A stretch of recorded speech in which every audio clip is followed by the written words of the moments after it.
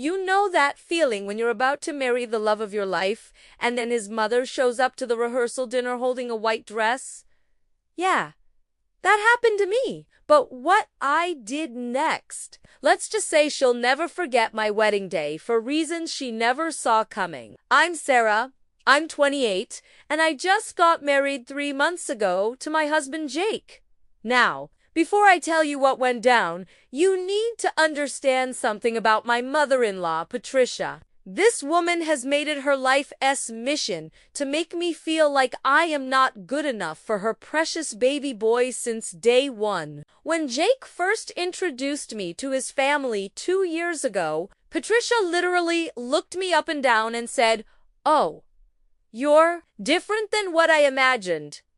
And trust me, it wasn't a compliment. She spent the entire dinner talking about Jake's ex-girlfriend, Madison, who apparently was a doctor, spoke 3 languages, and probably walked on water in her spare time. Fast forward through 2 years of passive-aggressive comments, accidental exclusion from family events, and her conveniently forgetting my name at every gathering. Then Jake proposed. I was over the moon. He was over the moon. "Patricia?" she cried. But not happy tears. She literally told Jake, "Are you sure about this?" Right in front of me. But I loved Jake, and I wasn't going to let his mother ruin what should be the happiest time of our lives. So I smiled, nodded, and started planning our dream wedding. Big mistake thinking she'd just fall in line. The wedding planning was a nightmare. Patricia wanted to be involved in everything. And by involved, I mean she wanted to control everything. She hated my venue choice, said my color scheme was juvenile, and actually told the florist I hired that she was canceling them and hiring someone else without asking me. When I confronted her, she said, "Well, someone needs to make sure this wedding isn't an embarrassment to the family." I set boundaries, firm ones. I told her she could help pick the rehearsal dinner menu, and that's it. She was not happy. She didn't speak to me for 3 weeks. Honestly, best 3 weeks of the engagement. Then came the rehearsal dinner, 2 days before the wedding. Patricia had been oddly quiet and compliant for the past month, which should have been my first red flag. I walked into the restaurant, and there she was, sitting at the head table with a garment bag laid across the chair next to her. My maid of honor, Jessica, nudged me and whispered, "Please tell me, that's not what I think it is." After dinner, Patricia stood up and announced she wanted to show everyone her mother the groom dress. She unzipped that garment bag with the biggest smile I'd ever seen on her face. It was white, not cream, not ivory, not champagne. Pure white with lace and a train. It looked more like a wedding dress than my actual wedding dress. The room went silent. Jake's jaw dropped. His dad looked like he wanted to disappear into the floor. Patricia did a little twirl and said, "What do you think?" I wanted something special since I'm not just losing a son, I'm gaining a daughter. The way she said gaining a daughter made it sound like she was accepting a prison sentence. I could feel everyone's eyes on me, waiting to see how I'd react. Now, here's where I could have caused a scene. I could have yelled, cried, or demanded she change, but I didn't. Because 3 weeks earlier, Jake's Aunt Carol had pulled me aside at a family barbecue and told me something that Patricia had been hiding from everyone. Something big. And in that moment, staring at that white dress, I realized I had the perfect opportunity. If you're enjoying this story so far, do me a huge favor. and hit that like button. And if you want more drama-filled stories like this, make sure you're subscribed with notifications on because trust me, I've got more where this came from. I smiled at Patricia, a real, genuine smile. Patricia, that dress is absolutely stunning. You're going to look amazing. Her face fell a little. She was expecting a fight. In fact, why don't you save that dress for a very special announcement during the reception? I insist. She looked confused, but nodded slowly. Jake squeezed my hand under the table, clearly wondering what I was up to. I whispered, "Trust me." The next 2 days flew by in a blur of final preparations. Patricia kept asking me about her special announcement, and I kept being vague, telling her I wanted it to be a surprise. Wedding day arrived. It was perfect. Beautiful venue, amazing weather, all our loved ones gathered together. I was getting ready with my bridesmaids when someone knocked on the door. It was Jake's dad, Tom. He looked nervous. "Sarah, I need to talk to you about Patricia." I put down my makeup brush. "She's planning to wear that white dress, isn't she?" He nodded miserably. "I tried to stop her. I told her it was inappropriate. She won't listen. She says you gave her permission." I smiled. "I did. Don't worry, Tom. I've got this handled." He left looking even more confused than when he arrived. The ceremony was beautiful. Patricia showed up in the white dress, and I could hear gasps from the guests. But I just smiled and focused on Jake, the man I was about to marry. Nothing was going to ruin this moment for me. The reception started off perfectly. Dinner was served, toasts were made, and then it was time for the mother-son dance. Patricia and Jake took the floor, and I could see her whispering something to him.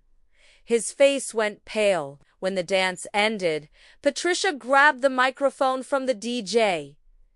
"Excuse me, everyone, I have a very special announcement to make." This was it. This was the moment she was probably going to try to embarrass me or make some backhanded speech about how lucky Jake was to find someone willing to marry him despite my flaws. But I was faster. I grabbed the microphone from her hand, gently but firmly. "Actually, Patricia, I think I should be the one to make this announcement since it's such wonderful news." Her eyes went wide. I saw panic flash across her face. "Everyone, I want to share something very special about my new mother. 3 weeks ago, I found out something about Patricia that she's been keeping from the family." The room went dead silent. Tom's face went white. Jake looked at me with confusion and a little bit of fear. Patricia, about 6 months before Jake and I got engaged, took a very big step in her life. She went back to school. I could see the relief wash over her face, followed quickly by confusion. That's right. My mother-in-law, who spent years telling everyone that education was not that important and that she was perfectly happy being a homemaker, secretly enrolled in community college. The room erupted in surprised chatter. Jake turned to his mother. "Mom, is this true?" Patricia's face was turning red. Not from embarrassment about the school thing, but because she realized this wasn't the secret she thought I was going to expose. "But that's not even the best part," I continued, my smile never wavering. "Patricia got straight A's her first semester. She's studying business management because she wants to start her own event planning company. Isn't that amazing?" The room applauded.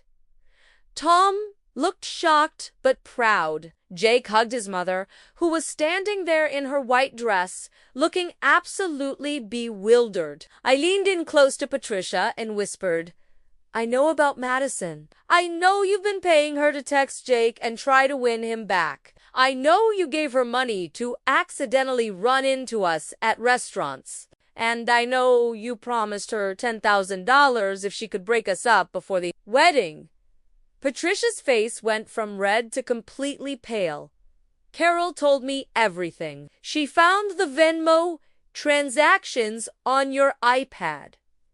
So here's what's going to happen. You're going to wear that white dress for the rest of the night. You're going to smile for every photo. And you're going to be the sweetest mother-in-law I could ask for from this day forward. Because if you're not, every single person in this room is going to find out what you really spent your time doing for the past 6 months." I pulled back and handed her the microphone with a big smile. "Would you like to say a few words about your exciting new chapter, Patricia?"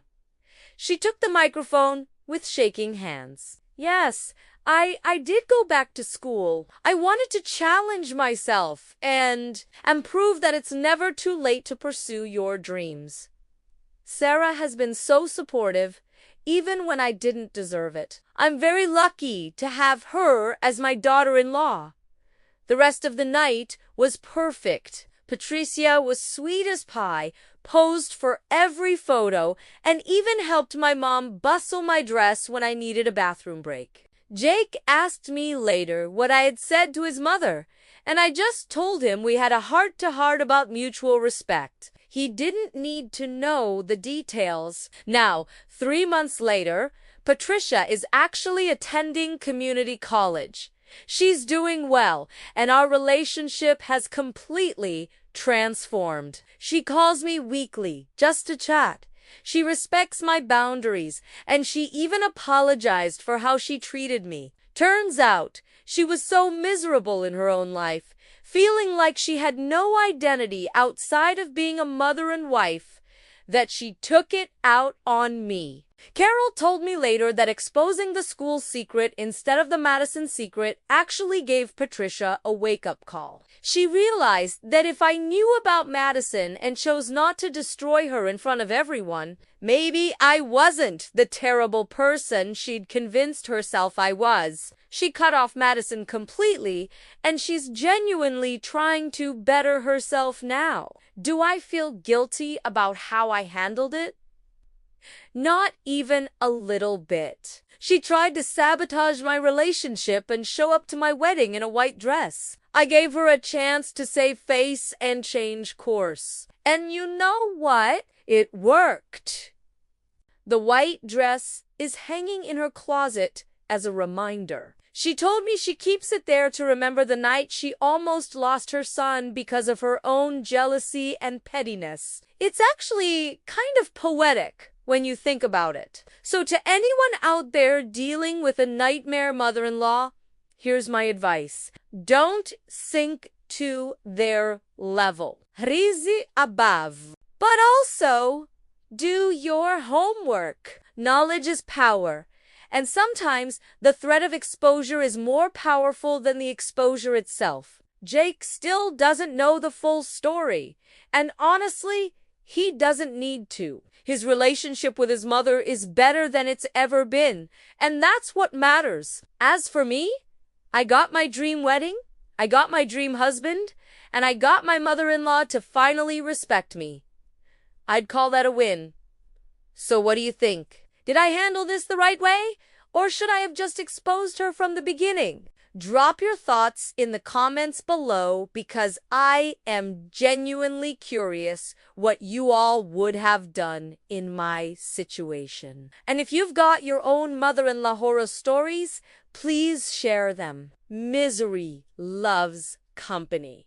And I'd love to hear I'm not alone in this. If this story had you on the edge of your seat, smash that subscribe button and turn on notifications because I've got plenty more stories about weddings, family drama, and the crazy things people do when they think they're going to get away with it. Trust me, You won't want to miss what's coming next. Thanks so much for watching.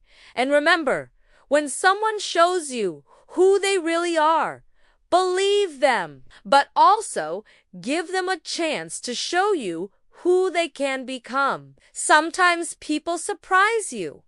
Sometimes they don't. Either way, you'll be ready. I'll see you in the next one.